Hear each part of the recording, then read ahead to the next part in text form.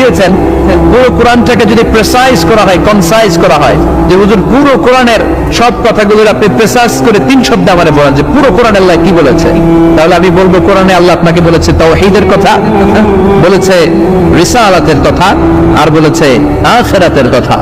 তাহলে পুরো কোরআনের মৌলিক কথা 3টা। 1 নাম্বার তাওহীদ, 2 নাম্বার রিসালাত, 3 নাম্বার সবাই বলেন 1 নাম্বার, 2 নাম্বার, 3 নাম্বার। যেহেতু এই সূরাটা তাওহীদ নিয়ে কথা বলে, যেহেতু এই সূরাটা তাওহীদের রূপরেখা অঙ্কন করেছে, সেহেতু কেউ যদি এই সূরাটা পড়ে কেমন যেন সে কোরআনের 3 ভাগের 1 ভাগ তেলাওয়াত করে ফেললো। বল সুবহানাল্লাহ। এজন্য এটাকে বিশ্বনবী বলেছেন সুলুসুল কোরআন, 1/3 অফ দ্য বুক। হয় একবার পড়লে 10 পারা, 2 বার 20 পারা, 3 বারে পুরো খতম, না হয় অন্তত তাওহীদের সব বিষয়গুলো আপনার অন্তরের মধ্যে ঢুকে যাবে। চিল্লায় কোন আল্লাহু আকবার।